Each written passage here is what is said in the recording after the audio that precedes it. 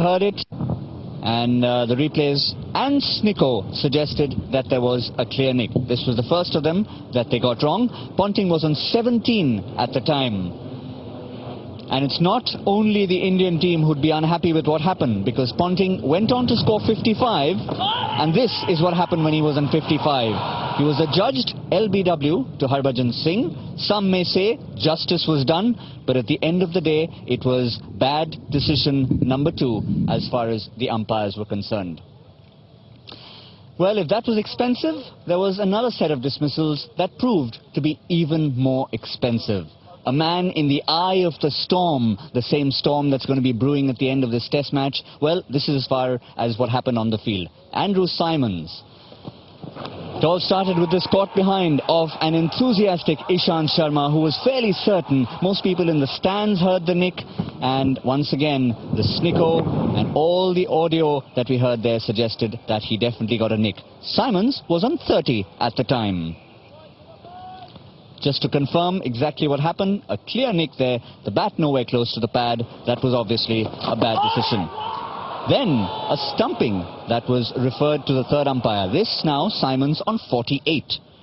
And as you can see from the third umpire, the foot appears to be raised, the bails appear to be off, but still the third umpire giving it not out. Then decision number 3. This time, Steve Buckner walks towards the stumps and does not even refer it to the third umpire.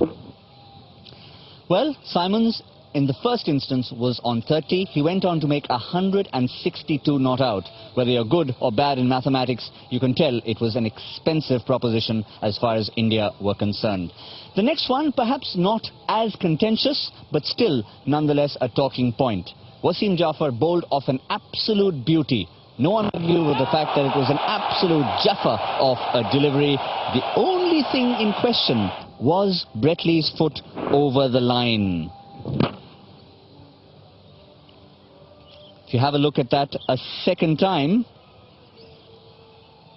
well, a lot of people suggesting that perhaps that was a no ball. We'll stick to perhaps for the moment, but in the light of everything that's happened, that certainly will be queried. Then, as we came on to the final dramatic day, the man who dug in there, the wall they call him, Rahul Dravid, was looking like building yet another wall on the 5th day to take India to an honourable draw. And here it was. Absolutely nothing in it apparently, but the Buckner finger went up again, and the replay clearly suggesting that the bat was nicely hiding behind the pad. A little nick off the pads, into the gloves, all the Aussies going up, and that was the end of Rahul Dravid. Not the most expressive person in the world, but certainly his emotions, you could say, justified there. Now, 2 men made their debut together several years ago at Lord's against England. One was Rahul Dravid, the other man, Sourav Ganguly. Now, once again, there was an issue of interpretation here. He was caught by Michael Clarke. Sourav Ganguly stood his ground, and there were 2 instances here. One, did he scoop the ball off the half volley?